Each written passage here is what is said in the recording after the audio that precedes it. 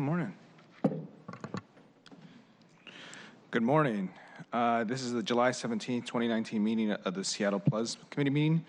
We'll now come to order. It's now 9:38 a.m. I'm Abel Pacheco, chair of the committee, and I'm joined by Councilmember Herbold. We have 3 items on the agenda today: a briefing from OPCD, OED, SDOT, and the Mayor's Office on the work plan for industrial lands, a briefing and public hearing on the comprehensive plan amendment docketing process, and a briefing from SDCI on the permit backlog. The next regularly scheduled PLES meeting is on Wednesday, August 7th, starting at 9:30 a.m. here in Council Chambers. Before we begin, is there no objection to today's agenda? Today's agenda will be adopted. Hearing no objection, today's agenda is adopted. At this time, we will take public comment on the items that appear on today's agenda. We have 10 minutes today for public comment. If you wish to speak to agenda item 2, the comprehensive plan docketing process, please reserve your comments for the public hearing on that item. Speakers are limited to 2 minutes of public comment. If a speaker's comment exceeds the 2 minutes, the microphone will be turned off. Speakers are asked to begin their comments by identifying themselves and the agenda item that they wish to address. As a reminder, public comment is limited to the items that are on the agenda or within the purview of the committee. It's my understanding that there are folks who might have signed up on the wrong list, and so if that is the case and you are here for the public hearing, just let me know and I'll make sure that you're added to the public hearing list. So first on our list is Stuart McFeely, and next is Charlene Boyd. Yes, I'm here to talk about the backlog of permitting at the Seattle Building Department. I've been a licensed architect in Seattle for 27 years. I file about 10 permits a year with the city. And I want to compliment all of the staff in the city building department, but the system is totally broken. The ability to get a permit is degraded over the last 5 years, and they've blamed a lot of it on the new operating system implemented about 2 years ago, but it goes back before that. And part of it is that we keep adopting new codes, like the new ADU and DADU codes are great, and the new FAR is questionable, but we don't go back and then correct what's wrong in the building code or the land use code. There is, in the land use code, you can't build a front porch in your front yard because that code goes back before any of us were probably born. So the other thing is, I'm a licensed professional. People almost have to hire me to get a permit for a DADU or an ADU. And it's very difficult for the average homeowner to come in and have the ability to get a permit to do an accessory dwelling unit. And part of it is the attitude of the building department, and this is really true of SDOT too. They're looking for ways to not allow you to get a permit, as opposed to saying, hey, that's a great idea. Let's figure out how we'll get you the permit. They always look for some part of the building code or land use code that will prevent you from getting the permit that day. They need to expedite permitting for applicants if they're going to adopt new DADU and ADU regulations. Expedite the permit process for people. Thank you. Charlene Boyd. I signed the wrong list. Oh, no, that's Mayor Royer. This is Charlene Boyd. Yeah, I said I signed up on the wrong list. I'm speaking to the stadium. No, I called a different name. Charlene Boyd? Yes. Boyd. Boyd. Sorry.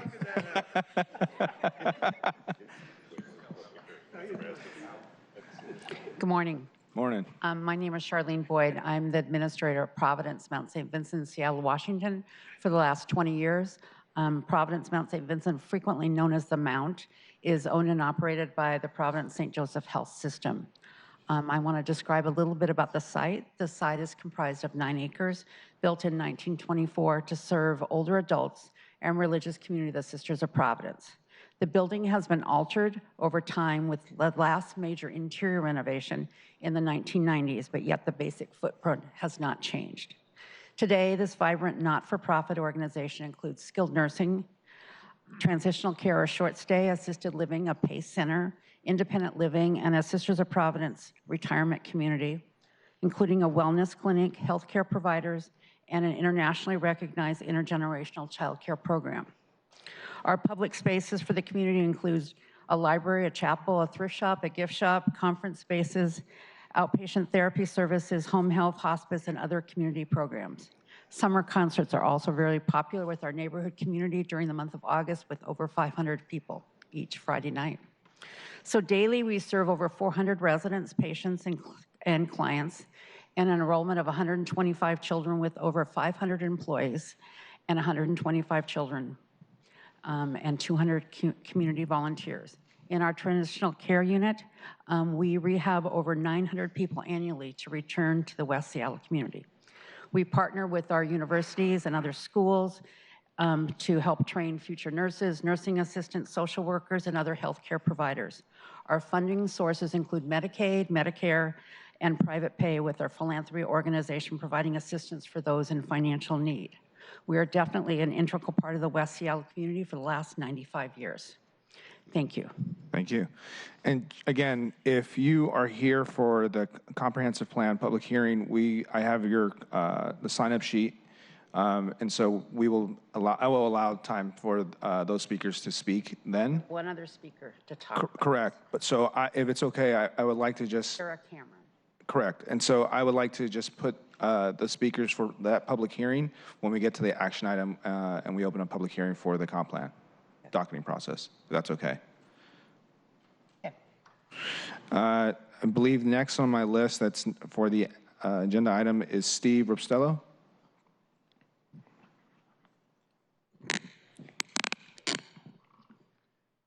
Speaking globally on zoning, you continue to keep us people out of the process. I'm sorry that Mike isn't here today, because I was surprised a couple of meetings ago after which Mike spoke to me for the first time in the last 2 or 3 years, because we disagree on land use, so therefore I'm an unperson. One of the reasons why I attend these meetings. And I think it's an assault on democracy. Quite frankly, you have been acting very similar to our dear leader, Mr. Trump. If people disagree with you, then you are out of the process. I see very little of what's going on here until the very last minute. You get a minute or two to comment, and many people in the city are not really happy. Now, you look at design review, and part of the big problem is you're taking people out of the system. In design review, we used to be able to look at the building to see if it really fit. If it was on the edge of the zone, we would not necessarily go to the same far as if you were in the middle of a zone. And what we're seeing is a continual movement to move people out of the process. When I was young, we celebrated the differences in our neighborhoods. Now we are destroying them, because look at all the new buildings. It doesn't matter where it goes. It looks pretty much the same in Ballard, Greenwood, Seward Park, Del Ridge. It doesn't really make much difference. And neither do the people who live there. You talk about your care for people of color, your care for divergent incomes. Look at your MHA and what you've passed. You're suppressing all of these things.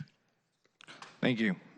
So just to be clear, that I'm going to move these names to the public hearing. John Persak's, Jeremy Pong, John Persak, Sarah Cameron, and Berit Erickson. Okay. Is there anyone that would like to speak to the agenda items 1 and 3? Comp plan? Okay. We'll get to the comp plan during the public hearing. If there's no objection, the public comment period will be, now that there's no one that's spoke, we'll move on to the first item of business. Noah, would you please read that item to the record? Agenda item 1, Industrial Lands Work Plan Update.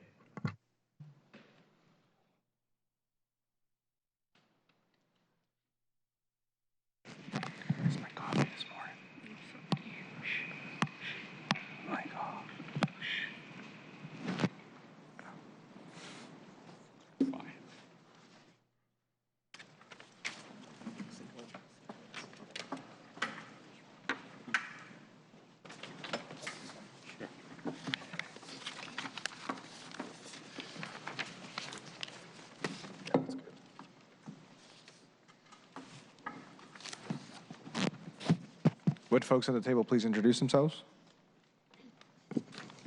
Chase Kitchen from the Mayor's Office. Bobby Lee, OED. Sam Asafa, Office of Planning and Community Development. Jeff Wentland, Office of Planning and Community Development. Diane Wyatter, Seattle Department of Transportation. Great. And would you kick us off? Thanks for having us down today. We are very proud to be here to discuss the Mayor's vision for the city's efforts to give the industrial, maritime, and manufacturing sectors the best opportunity to succeed and promote diverse family-wage jobs is a key component of those sectors.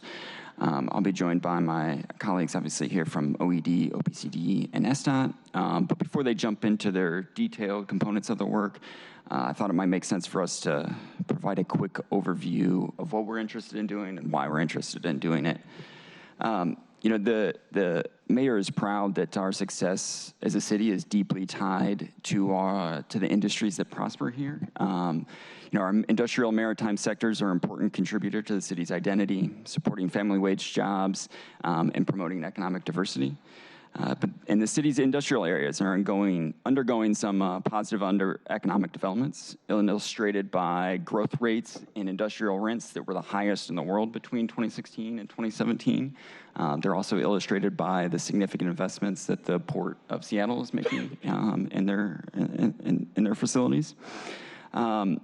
Economic conditions in the city, however, continue to support average rental rates for commercial space that are about 3 times higher than those for industrial rents, which creates a significant pressure to reuse industrial lands for other uses. In the last few years, we've seen several other catalysts for further change and creating additional pressure. This includes the Port of Seattle's plans to modernize Terminal 46 to include a cruise ship berth on the northern third of the terminal, which will be capable of holding the world's largest cruise ships. We've got a proposal for creating a stadium district with a mix of uses in the area, including housing and hotels. Sound Transit is working on processing the development for new light rail stations in Ballard, Interbay, and SoDo. You got the state's plans for reusing the Armory site in Interbay, and all of this is occurring while impacts of climate change continue to accelerate, and our city's industrial areas face acute risk from rising sea levels, increased floods, and extreme heat. So the mayor is committed to building a strong and diverse economy by improving our position as a gateway for global trade, for increasing family wage jobs in the maritime and manufacturing sectors. And she thinks it's important for us to address all of these individual decisions as part of a comprehensive and deliberate process that gives us the best opportunity to plan for the future. While the city's existing policies establish strong protections for areas of the city that currently house industrial uses, it's been over a decade since we've updated those policies on a significant level, and we think there's an opportunity to, build a comprehensive strategy to strengthen and grow Seattle's industrial areas for the future. And I think perhaps the biggest, most important component of our approach is a desire to grow the inclusive family wage jobs that are part of these sectors, which I know Bobby is very eager to talk to us about. Well, you pretty much paraphrased everything I was going to say, so. No, that's exactly right. The letter indicates, and we all work to help draft the mayor's letter, so a lot of it's included, so I'll keep my comment short and to the point. The ultimate question around industrial lands from a public policy standpoint is ultimately who benefits? Who benefits from the industrial lands?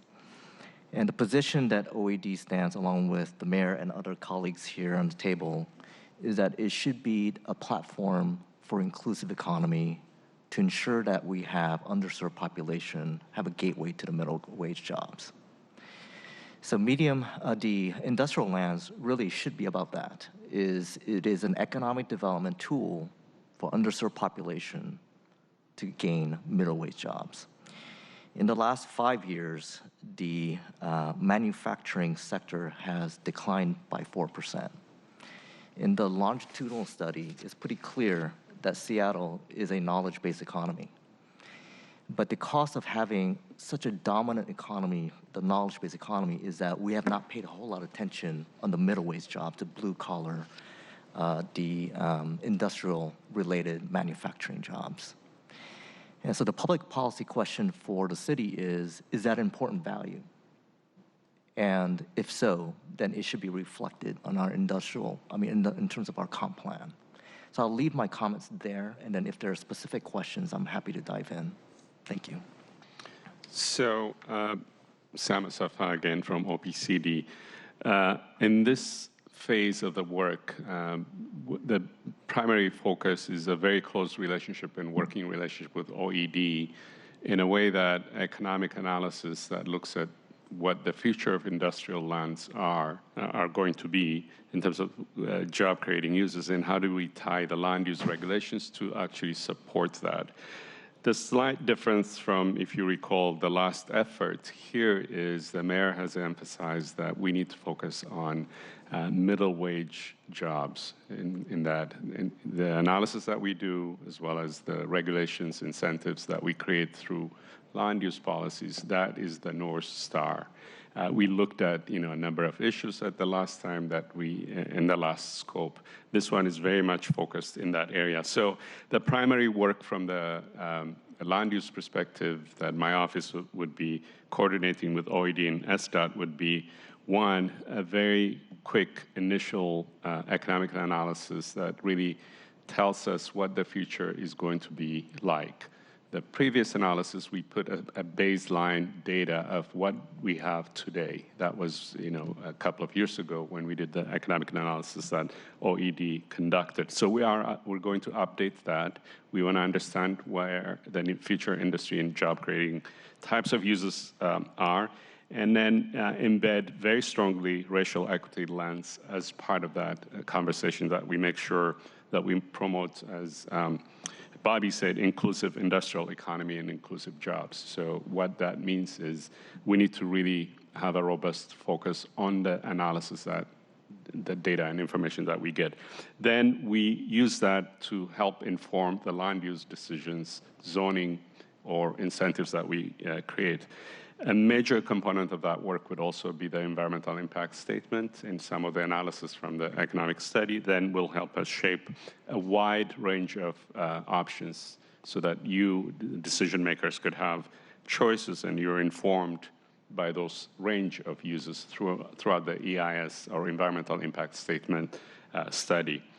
And then concurrent with that, and working not only with SDOT, but with OED and other sister departments, we want to explore what it means to be resilient in an industrial land area from an environmental perspective, while we're also addressing a number of the other job-related uses. Again, so the major focus of that will be strengthening through our land use code, zoning, and incentives, to understand how we support Seattle's industrial and maritime sectors of the future, not just only today. And then, as I mentioned, promote an inclusive industrial economy. And then a major component from a land use perspective would also be to inform industrial land use decisions that you will be making as part of the comprehensive plan amendments and other decisions. And primarily, some of the proposed stadium overlay districts, which you will hear from some of the proponents. The Armory site in Interbay is a major play, so we need to have, again, a comprehensive strategy to decide how we address those issues. The port's transition on Terminal 46 into a cruise ship berth, that will have a major impact along the edge of the waterfront.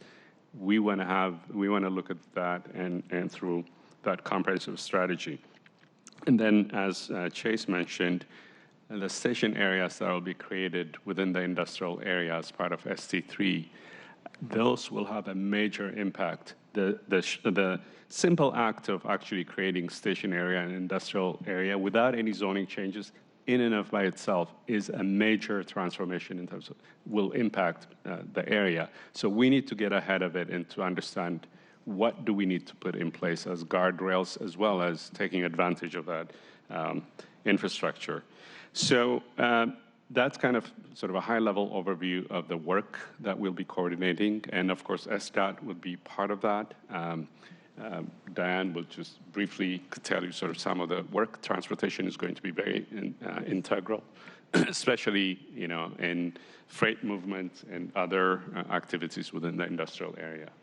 Thanks, Sam. Again, I'm Diane Wyatter with SDOT. I'm in Policy and Planning, and I'm the project manager for SDOT on this project. And of course, anytime we're talking about growing jobs and changing land use, we need to be thinking about transportation as an integral part of it. We will be looking at our previous planning efforts, like the Freight Master Plan, as well as current planning efforts and the places where growth is happening. There's recently been a Magnolia Bridge study. A Ballard Bridge study is in process. The state legislature dedicated $700,000 for us to do Ballard and Inner Bay Regional Transportation System Study, and that will be part of this as well. We will be looking at not just the movement of goods and freight and delivery, but we will also be looking at access to jobs, taking into consideration ST3, station access, and how people will be moving in a whole new way once the light rail system has been built out. Have you identified this, like the specific stakeholders who are going to be involved in the process, the timeline for this, and when you anticipate to come up with the policy recommendations? We're working on finalizing the details to that, but I will say that one of the things that we're very interested in doing is making sure that we're drawing forward or drawing out some community ideas on this issue. So in previous efforts, I think there were just one large citywide panel of stakeholders that helped inform the city's decision. We are interested in having a citywide stakeholder panel, but I think we're also very interested in forming some community led stakeholders, right? So we'll have some folks take a look at the specific issues around the stadium in SoDo, in Inter Bay, I think down in Georgetown and South Park as well, and Ballard is kind of our thinking at the moment. So, and the timeline, and when do you think, is that still kind of?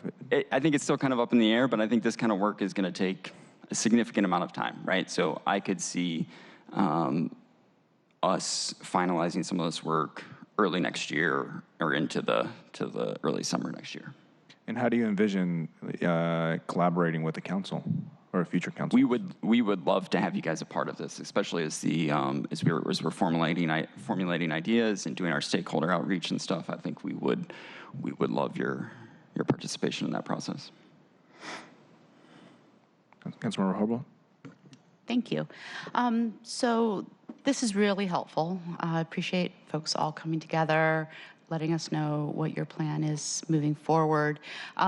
Just to touch a little bit on the history of this effort, I think everybody knows that in 2016, the council passed a comp plan docketing resolution that requested a group of stakeholders come together and make some recommendations. Likewise, in 2017, the council repeated that request. We actually got some draft recommendations in, I think, 2016. So I'm really interested to know, are we starting from a place where we had come to before, or are we just starting from sort of square one? And I don't say so. I just want to get a sense of where we're at. I'm not trying to rush the process. I really understand the care with which you're engaging in these conversations. Almost a fifth of Seattle jobs are manufacturing jobs, and there's average, as the mayor stated in her letter, average wage of $100,000. And this is an industry that we want to show great care for because of its place in our city's history and the importance that it has given to our city's economic resiliency. But nevertheless, there is a long history of the council and stakeholders wanting to get a sense of where we're going with these issues, in recognition that there are a lot of needs for this particular industry and what we can do using our land use code to strengthen it. Thank you, Councilmember. It's a great question, right? I think we are taking a look at this in a way that we want to use those previous efforts to inform what we're doing and to build on them. I think from our perspective, a lot of things have happened since those last outreach happens, right? I mean, we talked about a few of them, right? Terminal 46, the Stadium District, the Armory, right? So those previous efforts are certainly going to inform, and we'll be engaging people who were in those previous processes, right? So that's going to inform their thinking today. I think we just want to make sure that we're doing this in a comprehensive manner that reflects today's world and not 2016. And when you mentioned earlier, in response to Councilmember Pacheco's question about the composition of the group, I understand that you're going to be doing some broader stakeholder engagement in addition to what we usually consider the stakeholders to this discussion. Will those stakeholders be integrated into this larger work group, or is that going to be a separate engagement effort? And what can you tell us about, like, is there actually going to be a work group pulled together? How many people are going to sit on the work group? Who are they going to be? Or will you share that with us in advance of the convening? Yeah, I think we should certainly work together on that, right? These are things that are going to impact your communities, and we should make sure we partner on those things. I would say at this point in time, our perspective, our goal here is to make sure we've got both the traditional industrial stakeholders, non-industrial stakeholders, and some community members involved in this process, right? And I think we should make sure we're working together to partner. Just to add to that, one of our initial start in this process has been really to ask and learn from what worked and what didn't from the last process, and we've already learned some lessons from that. And I think you alluded to sort of a single community advisory group or committee. And one of the things that we learned is that we really need to think about the diversification of the stakeholder groups or community groups, in part because Ballard is different from Interbay, it's different from the Duwamish, it's different from the Sodo. So how do we think about,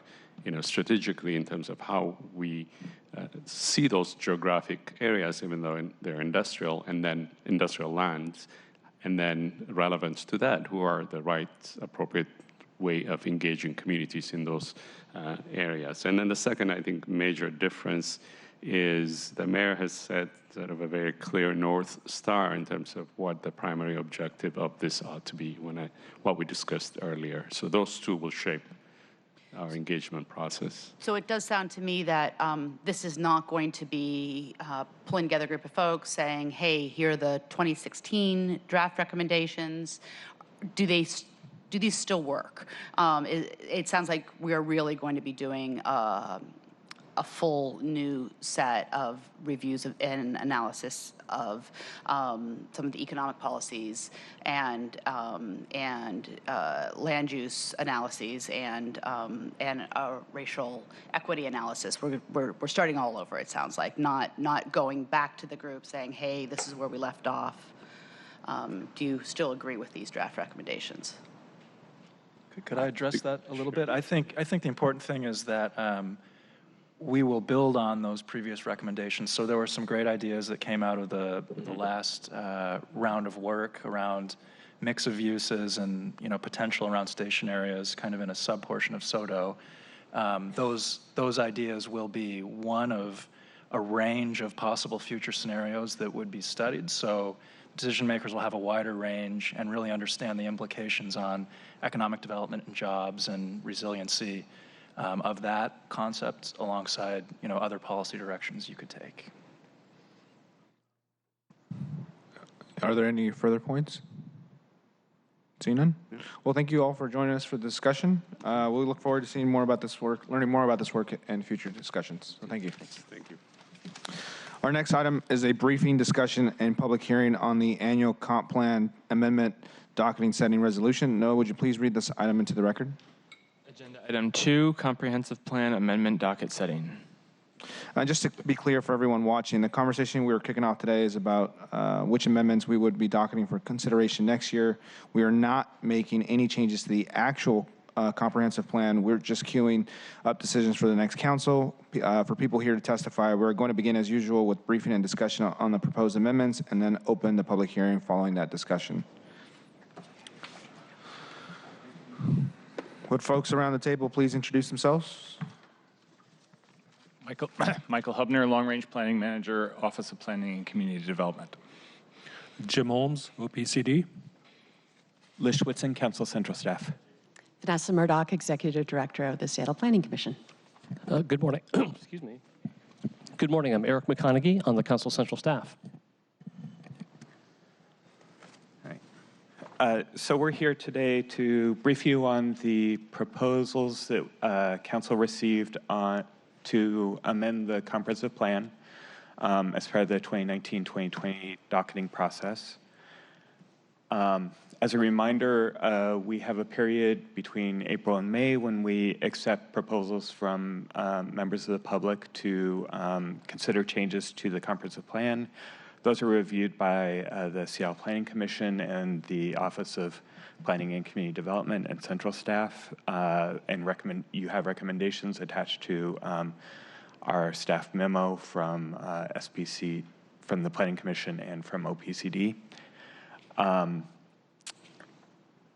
Then we're in the docket setting phase where the council decides which of the proposed amendments should go forward for further analysis.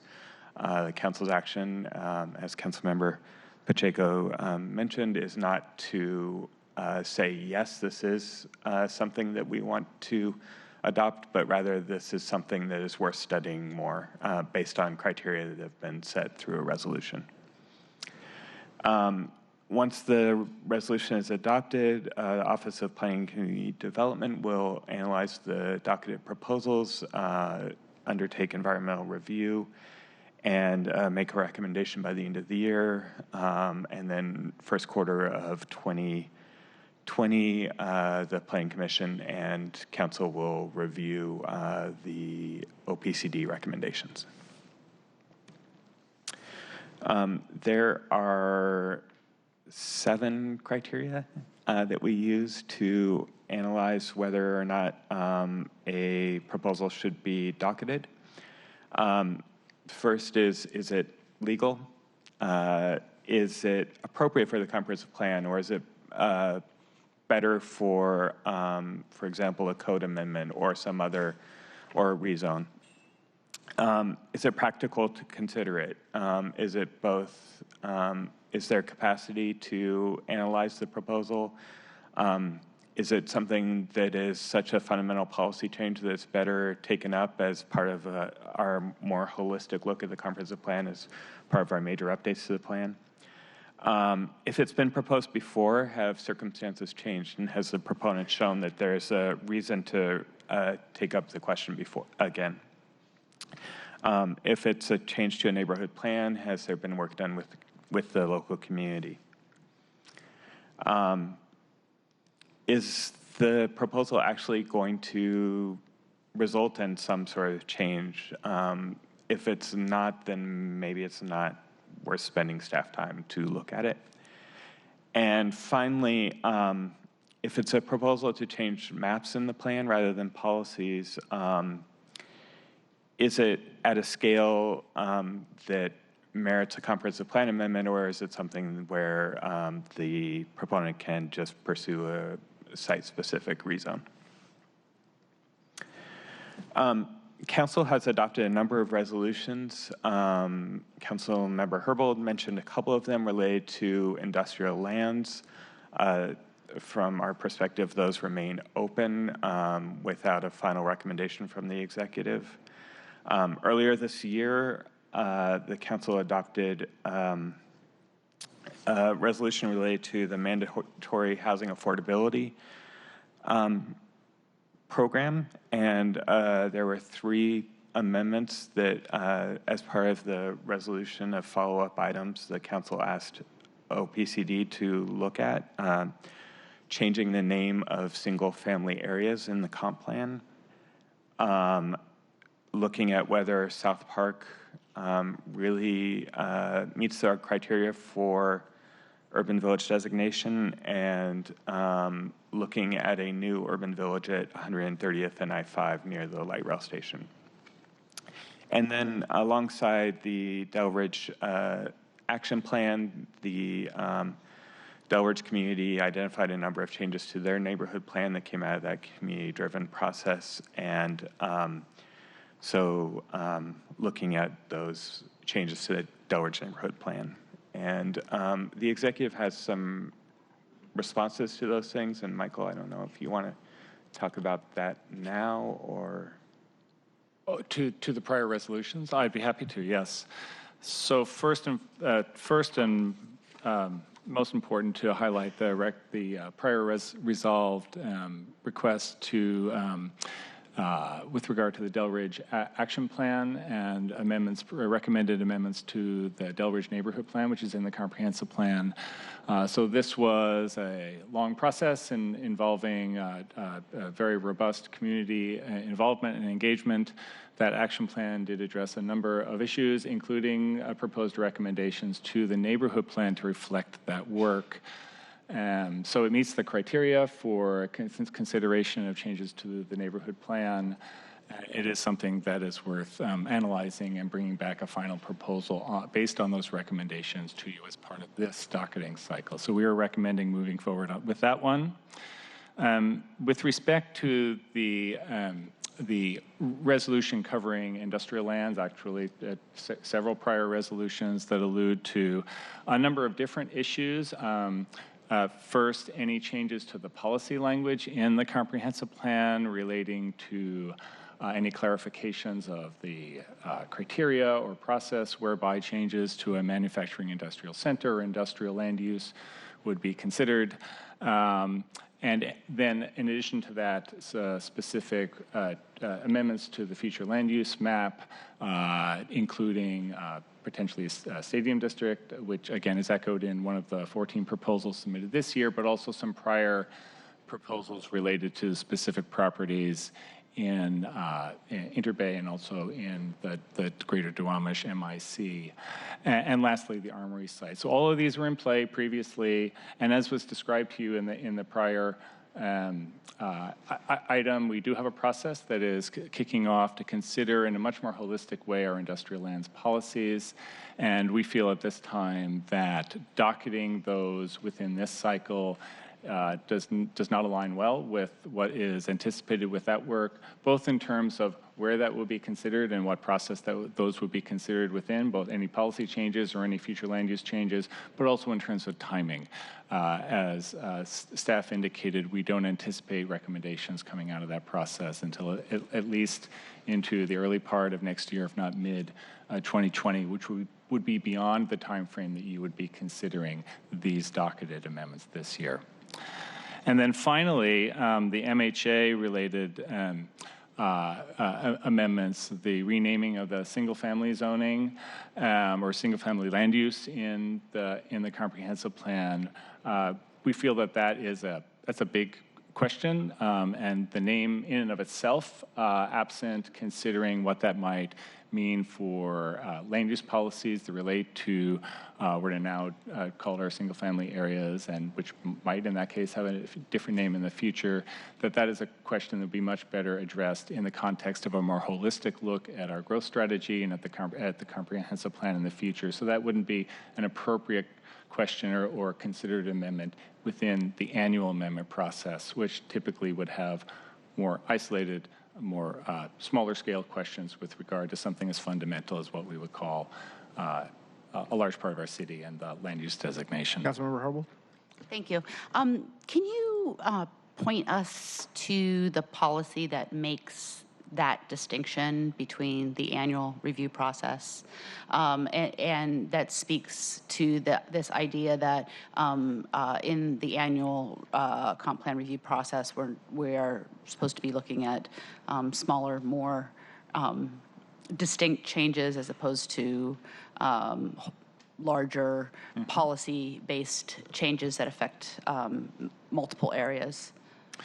Well, it's not a policy per se, but rather the criteria that were adopted by the council itself. Off the top of my head, Liz should probably remember the number that relates to the criteria, but you have indicated that if there was another process other than the annual amendment process that a proposal would be better suited to be addressed within, that would be a criteria for recommending not to docket a proposal. One of the way we think about that with respect to the difference between the annual amendment and the major update of the comprehensive plan is the respect to which a proposal relates to other policies and other aspects of the plan that are not part of the proposal itself. So this would be one of those where it relates to other policies in the plan that are not part of the proposal and thus will be much better suited to be addressed in a more integrated way as part of the comprehensive plan update. So I should be looking at the criteria for the criteria that the selection, council adopted back itself. of the Planning Commission's letter. All right, thank you. So there are a couple of other aspects to the MHA amendments. One of them as well is looking at South Park and how the data and other considerations regarding South Park and its alignment with the criteria for urban villages in the plan. As part of the major update, again, we anticipate looking at the growth strategy in a more holistic way, including looking at data related to all of our urban villages and centers. And this would be a question in terms of which set of villages and centers should move on into the future, which would be better addressed in that process in a more holistic way. With respect, finally, to the 130th light rail station, we have a community planning process, a station area planning process underway right now that is looking at a range of alternatives for that station area, and we do anticipate that the prospect of a new urban village being designated around 130th Street Station it would be one of those ideas that would be evaluated through that process, but it's just not timely at this point to put it on the docket for this cycle. Again, we don't anticipate that work will have concluded in time for consideration in the early part of 2020. Councilmember Hubble? Thank you. As it relates to the requested docketing for South Park and whether or not it should be classified as an urban village under current urban village criteria, I just want to say back what I think I heard you said. I think what you're saying is that we should not ask and try to answer the question whether or not South Park is properly designated as an urban village under the current urban village criteria, because we are going to be in the future reevaluating whether or not the existing urban village criteria are the right ones for all urban villages? No, I wasn't necessarily saying that we would be within the scope of the major update considering changes to the criteria themselves, but rather the criteria relate to both quantitative and qualitative considerations when the original designations were made for each of the urban villages and urban centers, and that an analysis of any individual urban village at this time is much better addressed with respect to how other villages also relate to those criteria that are currently in the plan. Now, the major update may indeed address updating or revising those criteria, but even if those criteria didn't change, it is much more of an across-the-board evaluation of how our centers are performing and whether any changes might be within the scope of the plan update, rather than just looking at one. So you're suggesting that other urban villages have a question of whether or not they're properly classified as urban villages? I haven't heard that. This is a problem in South Park. I've not heard that about other urban villages in the city. We haven't done the analysis, is essentially the status of the work right now, and looking at one urban village in isolation is not what we think is the appropriate way to address that question. Rather, it is with regard to the urban villages as a whole. Okay. Well, I'm going to continue to ask some questions about this as we move forward. Fair enough. Thank you. All right. So the council received 14 proposals to amend the comprehensive plan from members of the public. And we split them into map amendments and policy amendments to sort of help focus discussion. There are 5 proposed map amendments, 2 new policy ideas, and 7 policy amendments that have been previously proposed.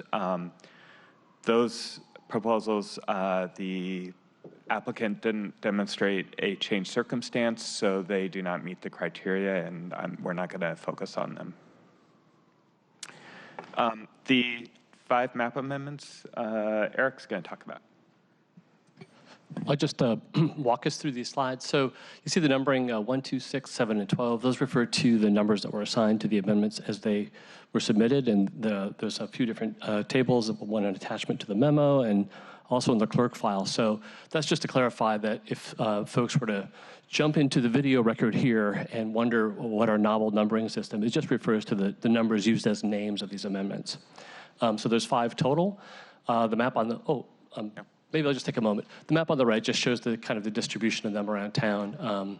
Number 2 up north, and then the other 4 kind of a little bit, just one just adjacent to downtown, that's the stadium area, and then the others kind of more in West Seattle.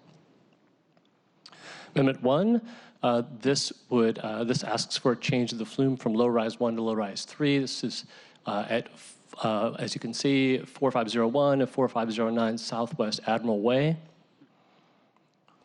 Then we'll just keep, Amendment 2 would ask to extend the Northgate Urban Center to encompass these parcels, to bump it out a little bit, single family to this is a single family to multifamily change. Amendment number 6 asks to amend the future land use map from single family to multifamily for this property addressed on Alki Avenue Southwest. And number 7 would establish a stadium district, these new boundaries as shown in the dashed blue lines on the right-hand side. That's map submitted with the proposal, and also would make some policy changes. Goal number 1, to establish the district, and 2, to allow residential and lodging throughout the district. 3, to recognize the stadium district as a 24/7 neighborhood, and 4, to support the continued success of industrial operations in the Duwamish Manufacturing Industrial Center, sometimes called the MIC. And finally, the 5th amendment that deals with the future land use map is for the Providence Mountain St. Vincent property. This would amend the boundaries of the West Seattle Junction Urban Village. Can you speak to a little more history and context to this particular amendment? Yeah. So recently, with the changes, the boundary of this urban village came right up against this property, but did not encompass it. And so the blue that you see is the boundary of the urban village, and this change would encompass that property. And by having the property in the urban village, it would make it possible to do different things with the property. Thank you. Yeah. So there are 2 policy amendments. The first would be to amend the transportation element related to TNCs and delivery trucks to provide significantly more detail regarding those modes of transportation. And the second is to amend policies in the transportation environment and parks and open space elements related to trees and the definition of the urban forest. Our staff recommendation is to docket the change to the Northgate Urban Center boundary and the Providence Mount St. Vincent change to the West Seattle Junction boundary, to docket the stadium district in the context of the ongoing industrial lands work. There has been a previous stadium district proposal. The proposal that was proposed this year would more broadly allow residential uses throughout the stadium district.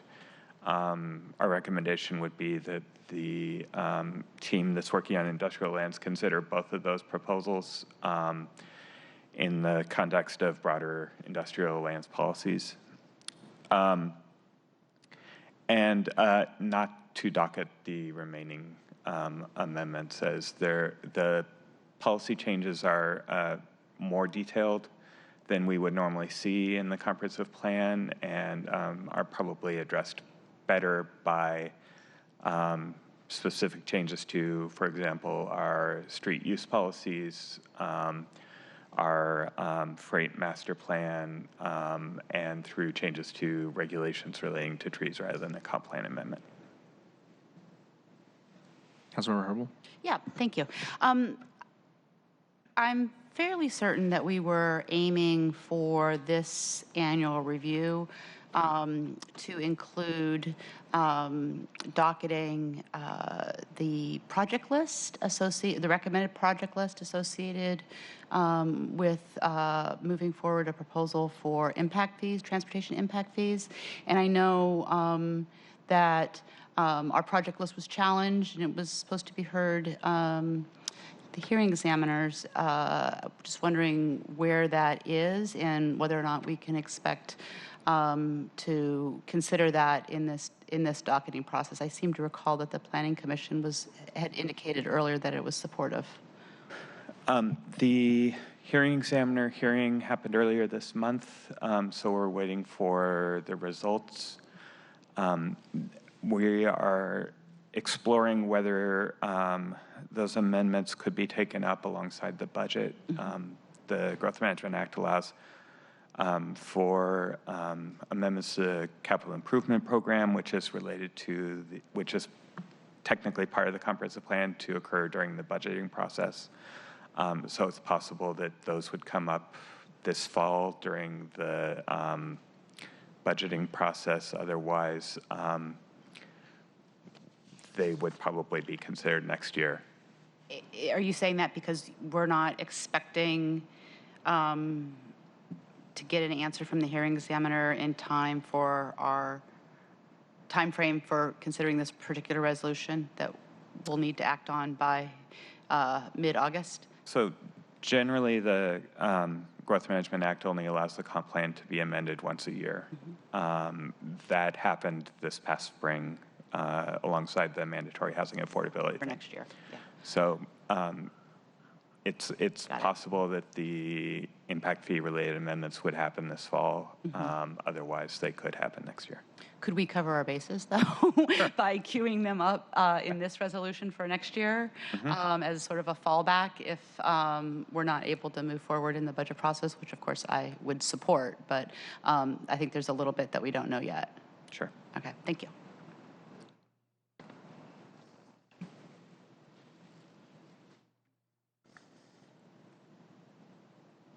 So in the past, I know OPCD has recommended for docketing the stadium district, and I know that I appreciate the mayor's perspective in terms of wanting to hold off until we can do the industrial lands work.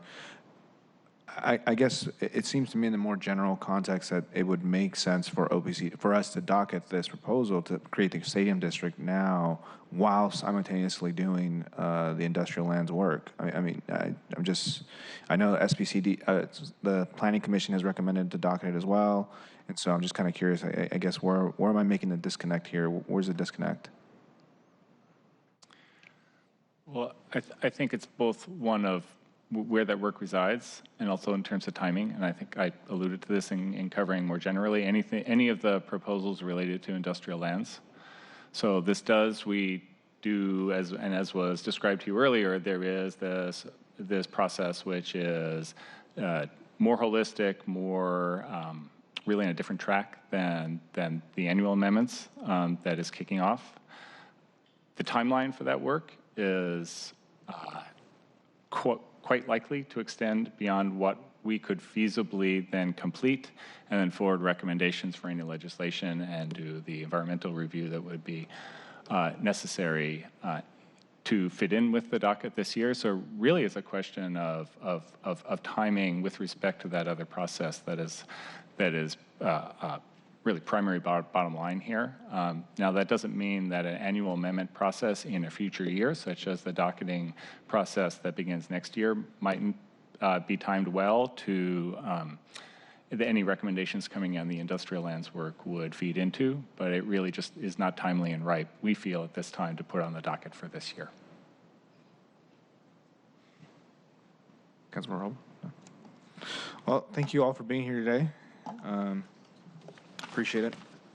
I will now open the public hearing on the comprehensive plan amendment docketing setting. Speakers are limited to 2 minutes of public comment. If a speaker's comment exceeds the 2 minutes, the microphone will be turned off. And we will start with Jeremy Pong. Thank you. I'm actually just here to answer any questions about the Providence Mount St. Vincent. So, skip me for now. Thank you. Okay. Thank you. John Persak. And next on our list is Sarah Cameron. John's first and Sarah. Sorry. Just giving you, teeing it up. Good morning. My name is John Persak, and I'm speaking on behalf of ILW Local 19. Just wanted to comment on amendment number 7 of the comp plan. We are in opposition to that being docketing. I was able to participate in the last round of discussions around industrial lands. It was a very data-driven discussion, and I think part of the reason why a lot of the work wasn't complete was because there was just a lot of data that really needed to be retrieved and understood before we can have a real conversation about what needed to happen. And unfortunately, we just ran out of time. One thing that did come out of that process, and this is memorialized on the OED's website, is that that housing in the industrial lands areas is a non-starter. The Stadium District proposes to put housing in the industrial lands, and so I think that's the major contradiction that needs to be looked at. So appreciate your time and look forward to further conversations and willing to provide input wherever it's helpful. Thank you. Thank you. Sarah Cameron.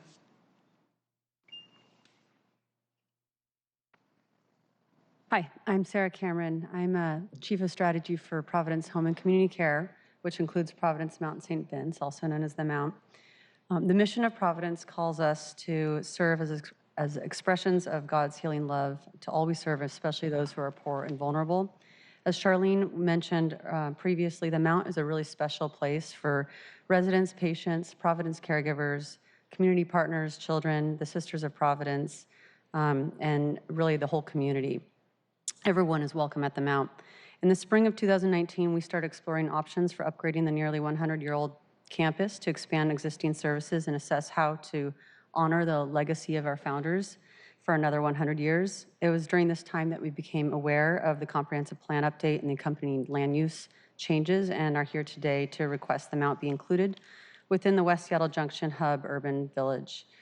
Based on our interpretation of Section 7 of Resolution 31807, we believe we meet the criteria to have this comprehensive plan amendment considered. Our motivation is to create flexibility in our development planning to honor the 163-year legacy of the Sisters of Providence and ensure we meet or exceed the mandatory affordable housing requirements associated with our property. I'm also a West Seattle resident and parent to 2 young boys who attend the Mounts Intergenerational Learning Center. I'm sensitive to the challenges associated with parking, traffic, and density management in West Seattle, and can assure you that parking and traffic will be assessed and included as part of our master site planning. As a parent, one of the many things that I also love about the Mount is how integrated the kids are in the campus and in the broader community. Just last week, my preschooler walked to Husky Deli. They're going to Dim Sum by bus later this week, or next week, and they take the bus to Alki and across the city really on a regular basis.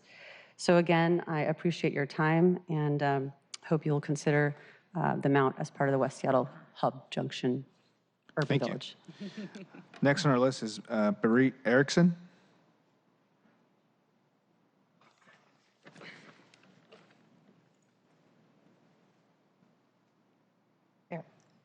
Good morning. My name is Barrett Erickson. I'm the Workforce Development Director for the Sailors Union of the Pacific, and I'm also a member of the Seattle-King County Workforce Development Council. And I wanted to speak in behalf of the mayor's position on industrial lands use and also against docketing Amendment 7. But in particular, I wanted to speak about the workforce development plans and strategies that are being developed around the Seattle-King County maritime sector and the importance that the industrial lands play to being able to create the workforce development and education system that's necessary to provide the training for the young people that can work in this area. So that's pretty much essentially what I have to say. It's being worked on in public and private gatherings all throughout the city and the county.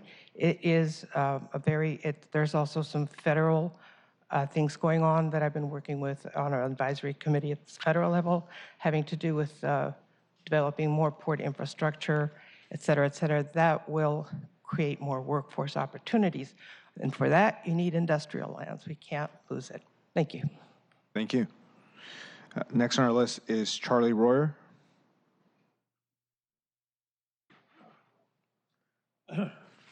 Thank you, Mr. Chairman. I'm Charlie Royer. I'm a board member and past chair of the Public Facilities District, which is the owner of T-Mobile now, T-Mobile Park. I'm here to support the recommendations of Council Central staff and the city's Planning Commission to docket now the comprehensive plan amendment for review during this cycle. As Councilmember Herbold suggested, there have been several stakeholder committees to study the industrial lands issues, and they both have made recommendations which are now part of our proposal. But two former mayors twice deferred action on those proposals, deferred action in the face of rapid change. Another sports facility recommended or discussed for the stadium district. Major shifts in governance and operations of the ports of Tacoma and Seattle, and lots of talk about the need to address transportation and freight mobility, which is now underway.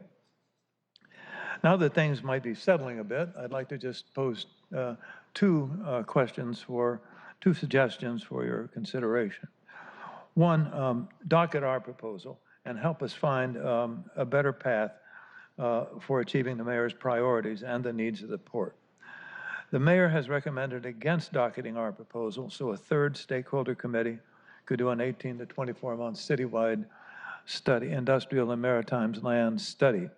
The study will likely find what other studies have found, that there is no industrial land uses in the stadium district. Our docketing will not affect the mayor's plan to do a citywide study. Secondly, the mayor's long timeline is going to preclude the opportunity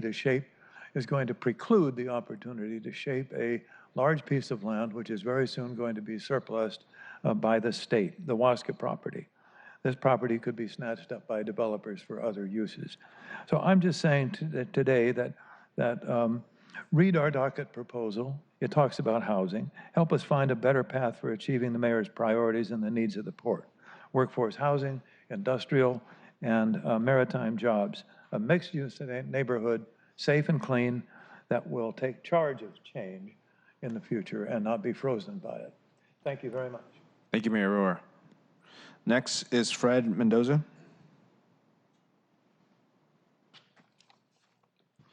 Good morning, and thank you for this opportunity to present.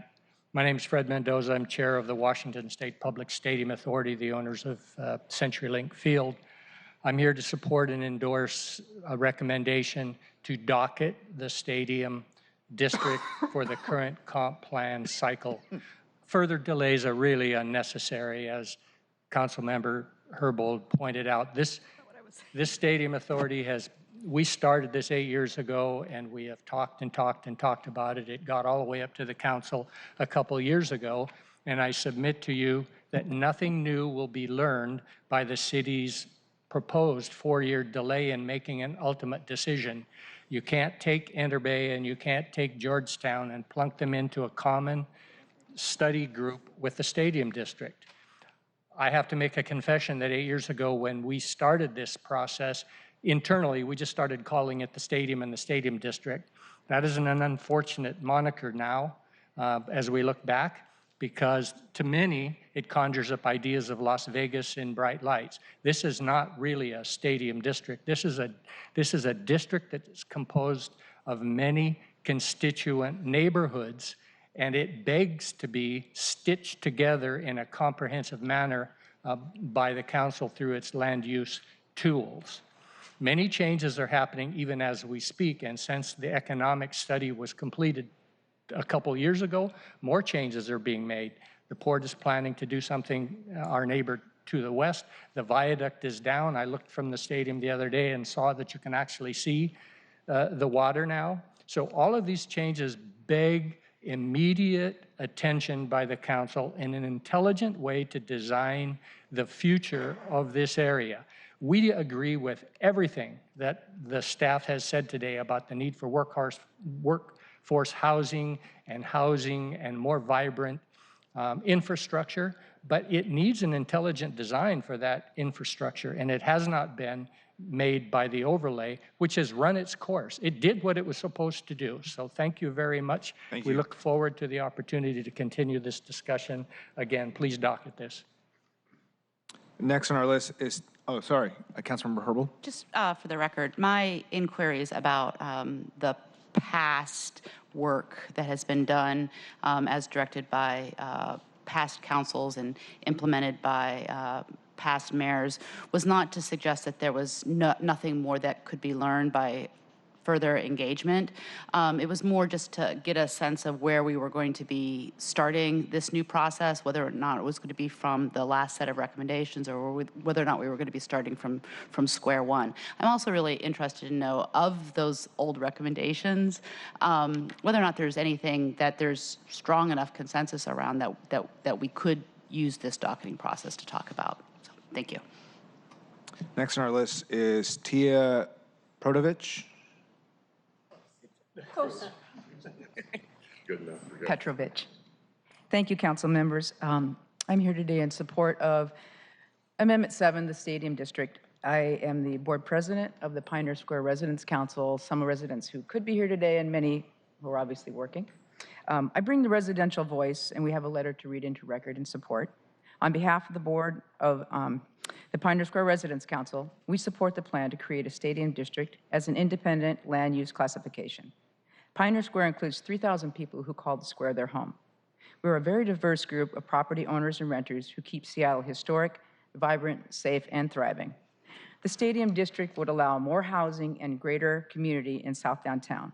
The proposal would create the opportunity for future developments in areas adjacent to Pioneer Square. This would create a strong sense of place and a vibrant mix of housing, open space, retail, new concept industry, and pedestrian-friendly streetscapes for residents, sports fans, and tourists. We are particularly interested in the future development of housing and green space on the Wasca property. This property is previously recommended by the Stadium District Stakeholders Committee, which I sat on, convened by the city several years ago. We understand that WashDOT may sell the Wasca site as early as 2021. If the area could be rezoned from industrial to independent, then housing, including workforce housing, and green space, meaning a park, this could be realized. Introducing a mixed-use plan will improve the safety and well-being of all who live, work, and play, and transit through the area. An increased residential base helped revitalize Pioneer Square just a few years ago, and other stadium mixed-use neighborhoods have enjoyed similar success. So the ask, send the stadium district plan to the full council for consideration. We want the conversation. This plan-based strategy deserves serious consideration because it can strengthen the physical, social, structural, and economic conditions of South Seattle where we live, work, and play. Thank you. Thank you. Next is Eric Fitch.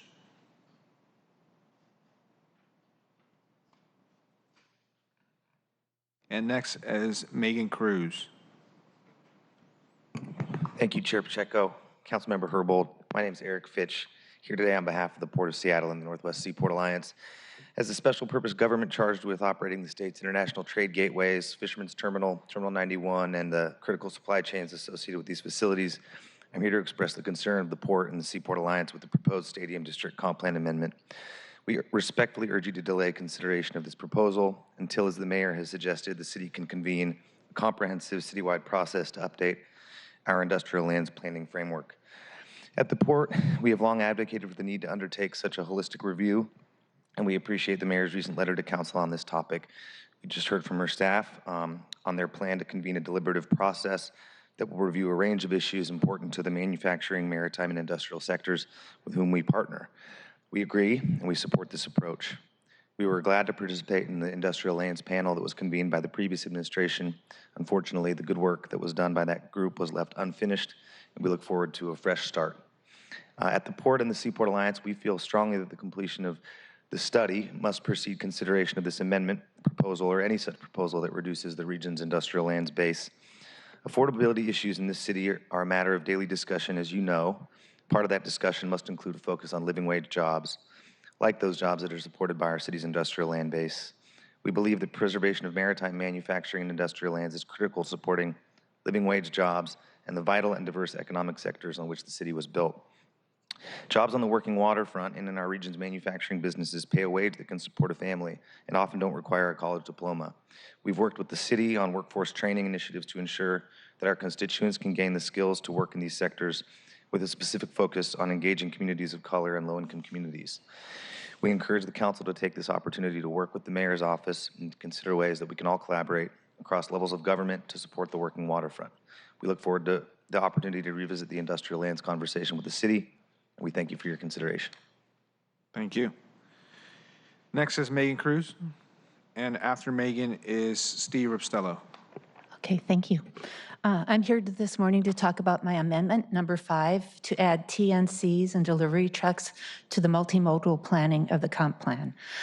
Although it wasn't recommended for docketing, 2 of the 3 reviewing bodies, the Seattle Planning Commission and OPCD, did recommend that it be considered for the major update to the comprehensive plan. And scoping for that will begin shortly, and I'd like this committee to please recommend that it move forward to scoping, both to the mayor and to the full council. If we don't measure the impacts of these 2 disruptors, we'll never solve congestion or plan for adequate infrastructure. The numbers are compelling. We know that in 98104, the district that this building is in, we have 10,000 TNC trips a day average. Up the street in 101, it's 17,000. For every mile a solo driver in a car puts on the road, a TNC puts 2.8 miles on the road. So TNCs are growing 30% annually. It's a problem that if we don't get our hand on, we will never solve. Numbers for the delivery trucks are also compelling. The city's own research says delivery trucks will double by 2023, and yet we're building new towers that'll hold 1,000 residents without single loading berths, and with 50 to 60% or 80% of the units having parking spaces. So the bottom line is, the only way to address density and transportation problems is to include all the factors.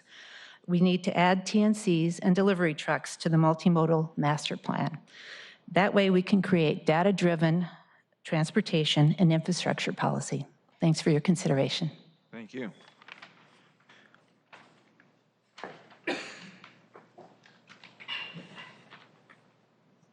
Numbers 2 and 7 I'm more familiar with than 12, but I think the same problem goes through this is we don't have enough citizen involvement. Everything is pulled away for the mighty, mighty stakeholders. Part of government's job is to take a look at some of these whiz-bang proposals and say, how does it fit into the city? Does it really work? Now, some of you might remember that just recently there was some changes for the North Precinct and how well the neighbors around there felt they were treated by the city. I would suggest around Northgate, you may get even a bigger bang. And so I would suggest before you start seriously changing zoning around Northgate, expanding zones, creating more super zones where you'll have even less control over the long run, that you start taking a look at the citizens who live around there. Notice I said citizens, not mighty, mighty stakeholders or people who have some other interest. Seattle citizens do feel like we've been ignored. And you want to take a look at Stadium District, industrial land is probably the most vulnerable land we have in the city. Because when you make it multi-use, what generally happens is, guess what? The more intense, the one that yields the most money, takes over. And so before you start removing industrial land, I think you need to do the long-term look, because Seattle is not going to replace it. And what kind of a city do you want, or is that irrelevant? Is it all zoning is to be done when somebody comes with a whiz-bang plan and a few dollars? Thank you. Next is Mako Winkler-Chin.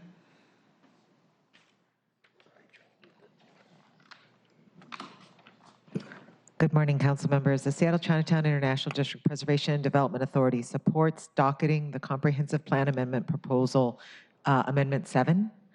I don't need to tell you that South Downtown is changing quickly, and in 2013, the city convened and we participated in the Stadium District Advisory Group to discuss potential changes for the area. The group specifically discussed the 4-acre Wasca site. And, you know, in 2013, the idea of getting through Highway 99 rebuild and the viaduct coming down seems so far off in the future, but we're there now. And now that that's done, the Wasca site could easily be transferred in 2021. And that also seems a little bit far off, but it's really, really not. So we believe, and we are requesting, that the city not lose this opportunity, but yet docket the amendment as part of the comp plan.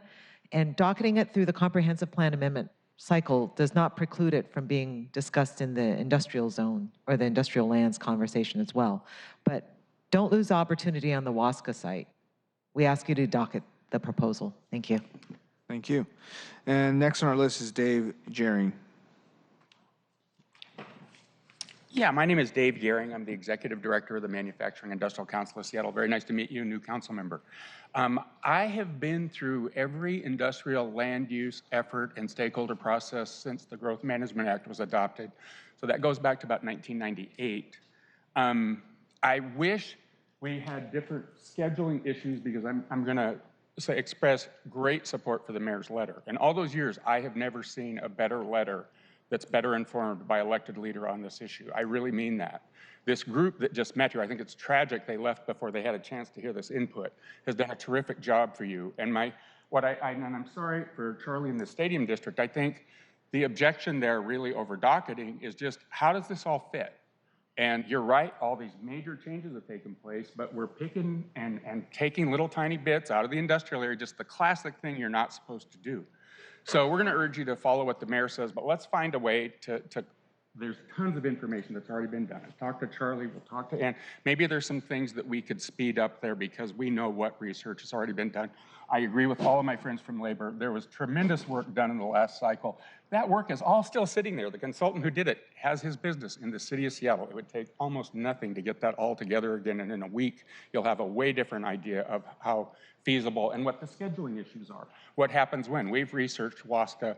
Someday do a Freedom of Information Act on that sale of the property to the state, because you'll learn more about industrial land use issues than you will in almost any other process, and kind of on the ground how it all works.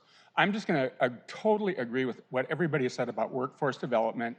This is what we have never figured out in this city. 106,000 industrial jobs within the city limits of Seattle. Attrition in the American industrial economy is about 3 to 6% a year. That means turnover. So when you have 100,000 jobs as your base, and you're looking at a 3, 5, 6% turnover, that's 3, 5, 6,000 job openings every year. We're doing almost nothing to connect our communities that we're all worried about with those opportunities. My office is at the Georgetown campus, the best apprenticeship training center from here to LA, here to Chicago. It's empty almost all day long. You could be training people there to get these jobs. For whatever reason, that hasn't happened yet. If you work for us, we're going to help you figure out how to do that. Charlie, Thank you. We can work with you guys on what you're talking about. But it really makes sense to have that more regional issue. And kudos to the mayor and this new staff group. I think they just did an excellent job. Thank you. Is there anyone else here that would like to speak for public comment? Seeing that there are no additional speakers, oh, sorry. And you can be sure to sign in. I apologize for not signing in. I was a little bit late. I'm Dan McKisson. I'm with ILW Local 19 Seattle. I'm president of the Washington Area District Council. I represent ILW workers in the ports from Bellingham to Olympia. I'm completely against amendment number 7. This issue we see in all the ports up throughout the state, industrial land pressure to develop those lands. This is a bold vision, this plan, but it's an industrial land grab. We need to preserve these lands. We've been working on this for years. Words matter in this. I've heard Stadium District mentioned multiple times. The majority of the project is going to be done in what is called the Stadium Transition Overlay District. Okay, that's a buffer zone. That was intentionally put there in the early 2000s to separate the stadiums from the industrial area. It's worked well for 20 years, almost 20 years. We need to preserve that. So I'm against Amendment 7. Thank you for your time. Thank you. Seeing as we have no additional speakers, I will now close the public hearing on the comprehensive plan amendment docketing setting. Thank you everyone who has submitted applications and who joined us here today. In the coming weeks, I will be introducing the docketing resolution and we'll be working at the next PLES committee meeting on August 7th. If there's no more discussion for now, we will now move on to our next action item. Our final item of business today is a briefing and discussion with SDCI on their permit backlog work. Noah, would you please read this item into the record? Agenda item 3, Seattle Department of Construction and Inspections permit backlog update.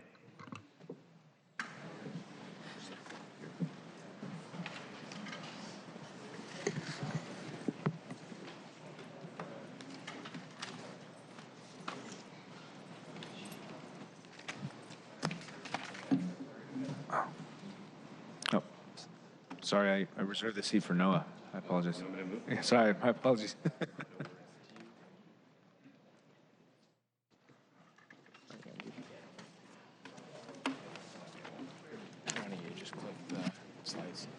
Sure.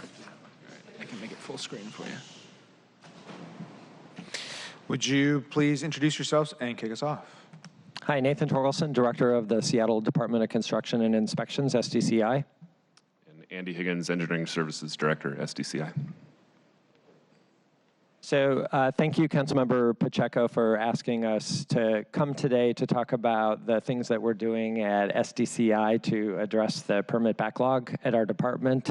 We're obviously extremely busy and continue to have high levels of permits, but we are doing several things to address that issue. Thanks, Andy. Just a reminder of our purpose and values, and to continue. So we have a budget of $85 million, and just a reminder to our TV audience that 91% of that budget is funded by permit fees. We issued over 51,000 permits in 2018, but not only are we busy issuing land use and construction permits, but we also have a very active role in code enforcement. We have a very robust rental registration and inspection ordinance program that Councilmember Herbold was very instrumental in helping adopt and get through council. And we do a lot of work with our landlord and tenant community, and we have a lot of new tenant regulations that we help enforce and educate the public about. Just looking at construction permit intake volumes, we have been at record levels since 2015. And our peak was at 2016, 2017. We're down just a little bit, but admittedly, those intake volumes have been difficult for our department to manage. So we're not just taking in permits, we are issuing permits, and there's a huge emphasis in the city right now to keep up with the job growth that we've experienced, and so that people who want to live in Seattle can live in Seattle and can live close to those jobs. We have issued over 69,000 gross number of units in the last 7 years housing permits. And just comparing that to San Francisco, maybe not the best example, but a city with a much higher population than Seattle, and we're issuing over double the number of housing units that they are in that city. So getting to the main focus of the presentation, I think everyone knows in April of 2018, we launched our new permitting system, Excella, the Excella platform, and that was in parallel with some major Seattle IT consolidation efforts in the city. Obviously, that rollout was bumpy, and I apologize and take responsibility for that. A lot of people said, why couldn't you have just fixed or improved Hanson, which was our previous system? The fact of the matter was that previous system was out of date, unsupported, and was actually failing daily. So it was very important that we migrate to a new system. Excella allows for a citywide platform, so we can integrate services across several city departments, and other departments are starting to add on to that platform. At the end of the day, it will provide a seamless process for applicants who are coming into the city and touching multiple departments as they get their permits. It will allow for better automation, as I mentioned, more efficiencies, and will increase that coordination with other departments. So the rollout negatively impacted our customers and also had an impact on people who aren't necessarily our permit applicants, but people who are tracking permits and want to understand what's happening in their neighborhoods. We immediately responded to that. We created a short-term customer support team to respond to the immediate issues that were coming in. We gathered customer suggestions for improvements. We created short videos on selected topics to help applicants through the system. We added staff to our help center. And we have met with a variety of folks, stakeholder groups like the Master Builders, the Downtown Seattle Association, but we have also met with resident groups. We recently met with some folks who live downtown who have been trying to track all the new development that's happening and help them guide their process through Excella. Councilmember Herbal. Thank you. Before moving on to the next slide, I just want to flag a glitch or two glitches that my staff have identified in their efforts to deliver constituent services. One is that every record shows as expired for the permit records, permit expiration. They all show as expired as of 1/31/18. So again, every permit shows as expired. And that makes it really difficult to track permitting issues. And then secondly, the due dates in the review section are often incorrect when we check with staff or labeled as TBD. So again, these glitches make it really hard for customers and neighbors to determine what's due and when. And so I'm just highlighting those. I'm sure you've heard about them as well. And if they've already been corrected, I apologize for raising them here. But if not, I would love to get a sense of when those corrections might be made. Understood. It's actually a great transition. Andy Higgins, who's the head of our engineering services division, is going to talk about our recent $3 million investment to help continuous improvements to Excella, and he can help address those issues. Thanks, Nathan. So on that note, actually just to address those real quickly, I think that it's really helpful for us when we find very specific issues and what's causing them so that we know what the root causes are and can identify how to fix those root causes. So the expiration date thing is a new thing to me. I don't know that, so maybe we could follow up later on the details about that. The project due date issue is an already identified issue. In our old system, we used to have an internal due date mechanism where we could assign internal target dates for review staff versus having an external cycle target for all reviews to be completed by cycle, and that was the information that the public could see. Unfortunately, when we went live, that went away, that distinction went away, and the internal information is what was now presented to the public. So we're actually in the process of trying to upgrade that, and it's one of the issues that we've identified as continuous improvement. So yeah, what Nathan talked about was after we rolled out our new system, that had compounded after years of back-to-back-to-back record volumes, as well as about a 5-year project to implement this new system. During that 5-year project, we had a technology freeze, so we weren't able to make any improvements to the Hansen system other than emergency issues or to address legislative issues.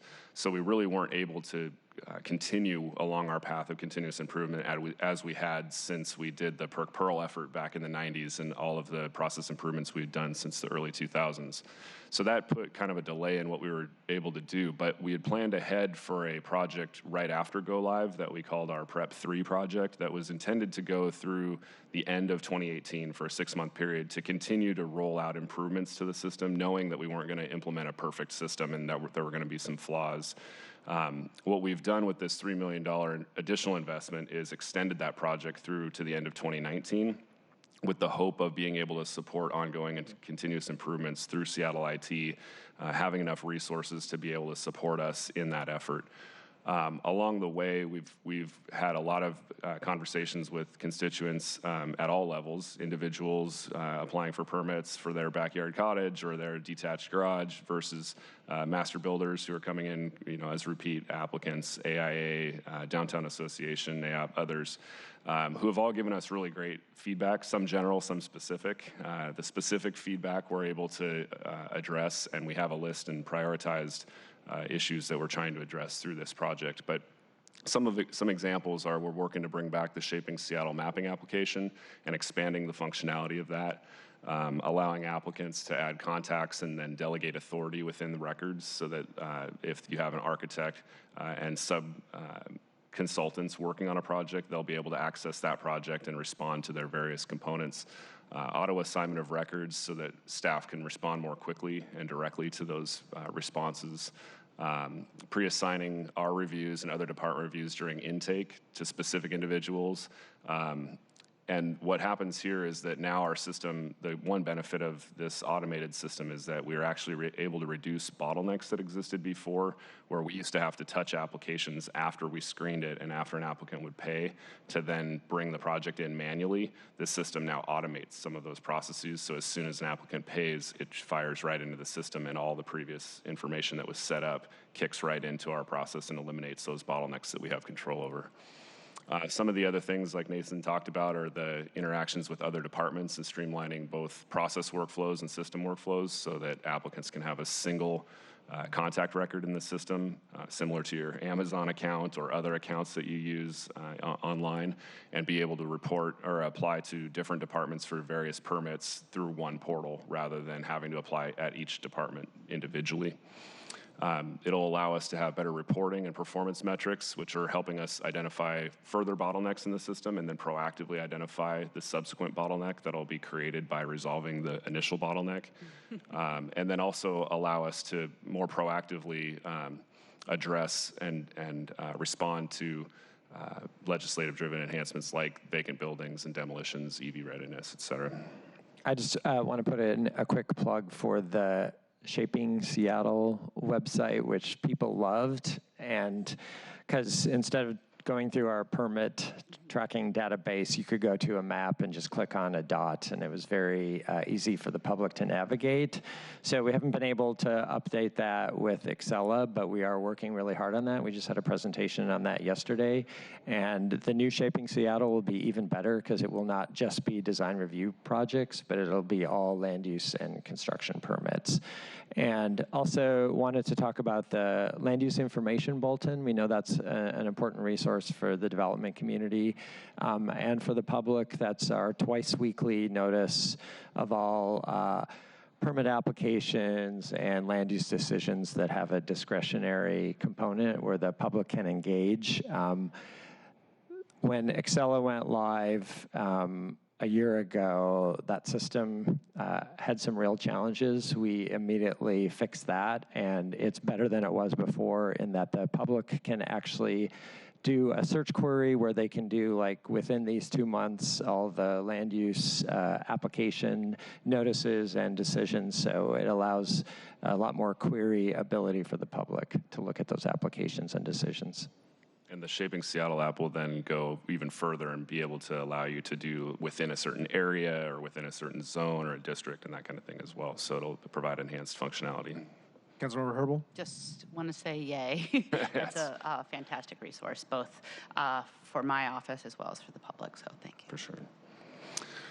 Okay, so some of the current state and what we're seeing as trends and the outlook going forward. Obviously, we concur that timelines from intake to issuance have remained high. There's a number of factors associated with that.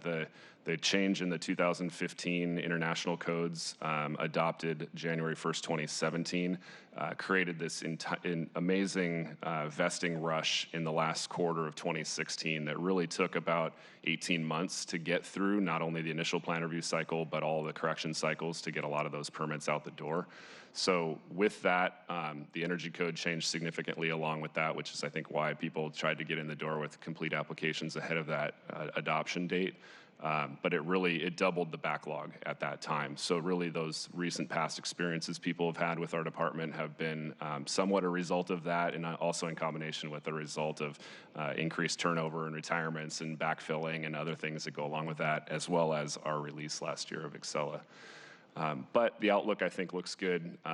Going forward, we've added 13 term-limited contingent budget authority positions, mostly in the zoning review location, which has been our primary bottleneck in recent memory. We've adjusted the fees in 2019 to fill some funding gaps and also to shore up and add to our core staffing reserves so that during the next downturn, we're able to keep staff on board so we can get ahead of the economic recovery and not be the bottleneck there. And again, wanted to thank the mayor and council for their support on the fee and funding changes in the last budget cycle. That will be huge when we have the next downturn and uptick. Absolutely. In engineering services specifically, we're also underway in hiring processes for building plans examiners, structural plans examiners, and our permit specialist group that do our permit processing. And we talked about the core staffing. So this is some of the data that is just reflective of the last year. You can see this is talking about simple and medium projects in the blue, and in the orange or red, the more complex projects.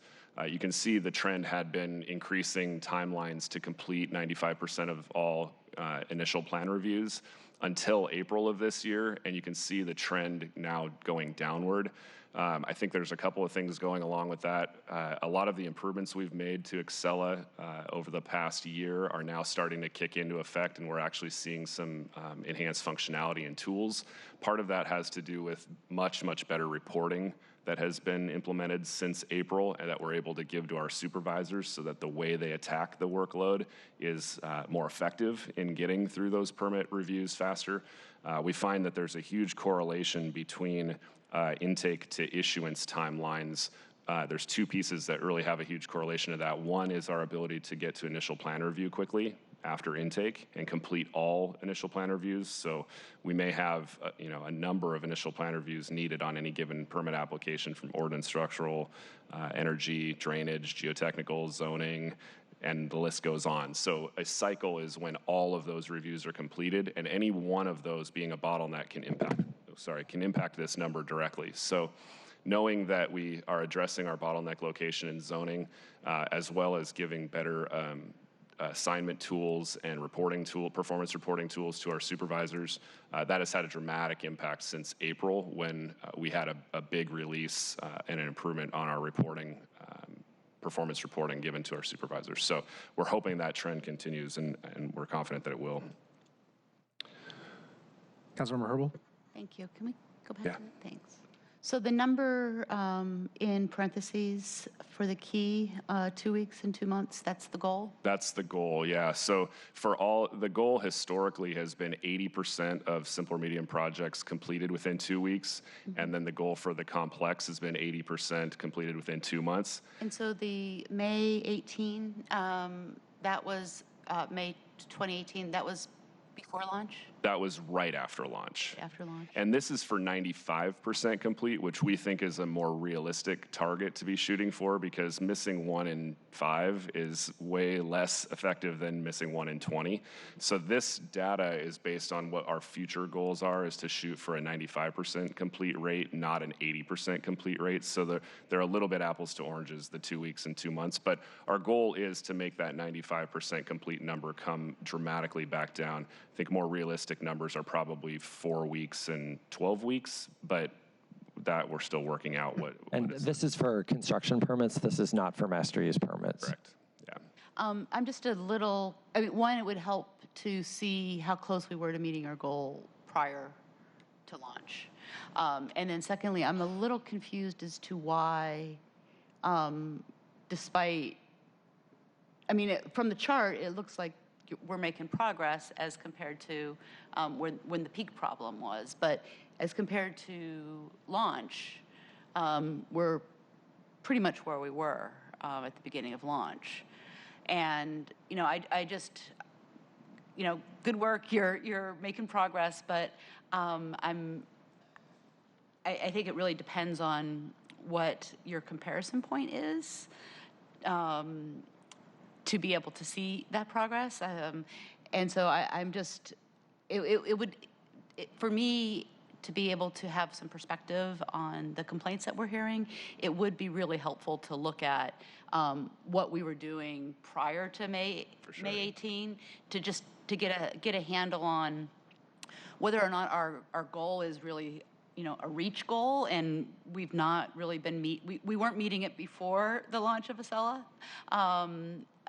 or you know, whether or not our performance really has a lot further to go in order to be meeting the standards that were sort of practice, even if not goal, not meeting goal practice, and sort of what the expectation was of the public prior to launch. So that would be really helpful to me. Then my follow-up question relates to the expectations established just recently after passage of the ADU legislation in the mayor's executive order. I believe there's a request for expedited permitting for ADUs as part of that executive order, and just curious as to how, you know, what that goal looks like, and how we can expect to meet it.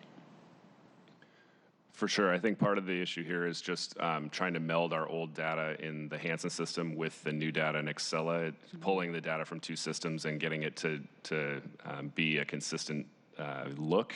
It's hard to do still. We're working on that, though. And I will say that since about 2015, that was about the last point we were really able to meet the performance targets, and we can show that in the future. But I think, yeah, since then, with that bump in 2016, we have not been able to meet it. My hope is that this trend is showing where we want to go, and that we don't necessarily set our future targets based on our past performance, but like you said, be more realistic to meeting expectations of the public and the people who are trying to obtain the permits from us. So, for sure. And then on the ADU-DADUs, yeah, we hear you loud and clear. It's something that's really important to the mayor. We're working closely with OPCD on having pre-approved designs that will still have to be approved by our department. But applicants who choose to go that route will have a much more efficient permitting process. We know many applicants are going to want to design their own DADUs, and we're also working on a more efficient process for them as well.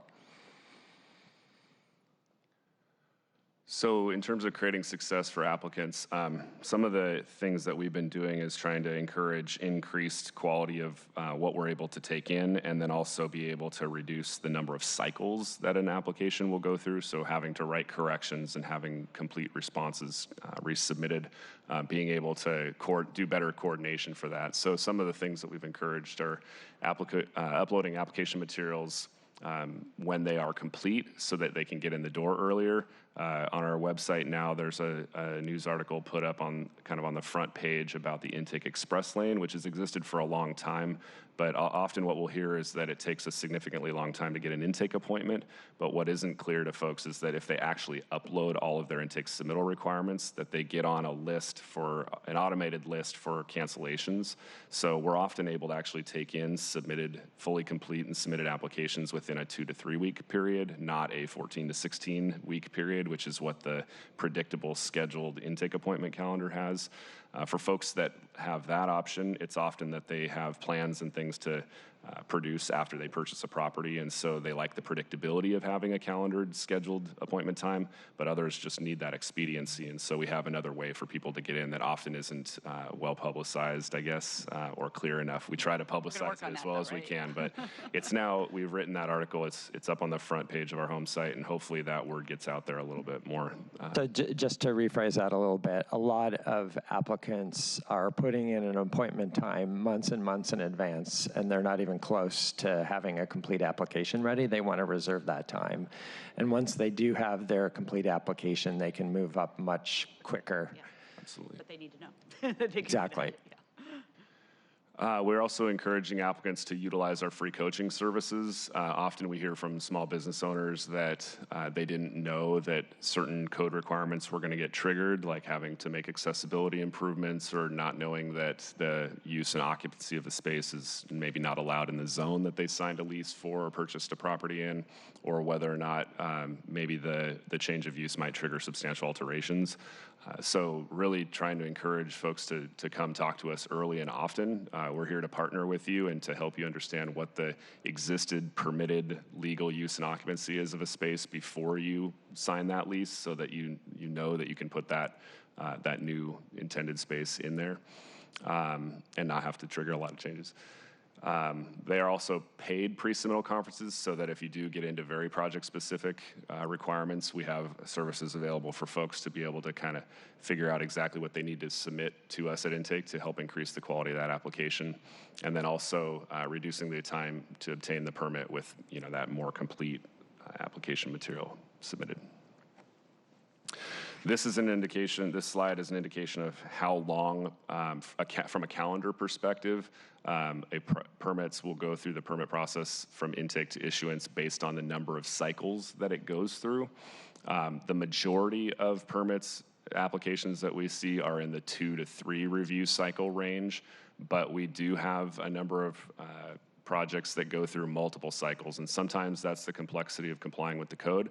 Other times it's lack of clarity in our corrections. Other times it's lack of responsiveness from an applicant. So there's a whole variety of reasons that occurs.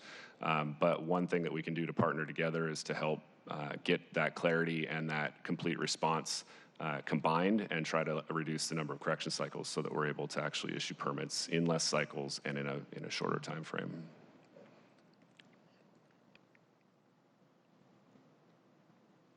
So some ideas for process reform and code simplification. We do have an increasingly complex land use, building, and energy codes. And the land use code is 867 pages long. So it does take very careful review by staff to make sure that they're adhering to the codes.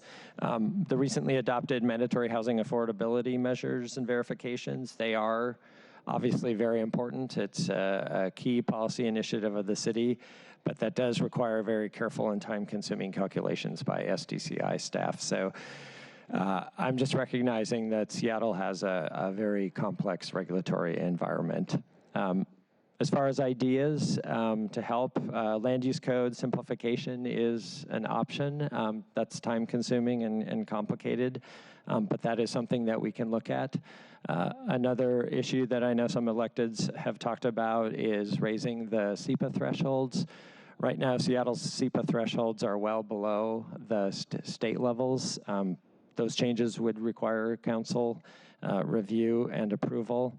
And we are preparing to pilot some new review and collaboration tools. Bluebeam Review is one example, and that's where an applicant and a staff review member can look at a plan and make real-time corrections online.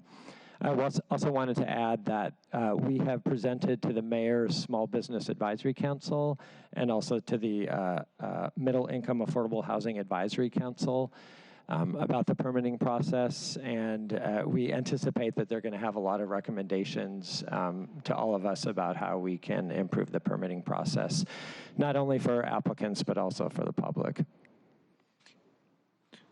I know that just the loss of institutional knowledge by some staff members has hurt SDCI.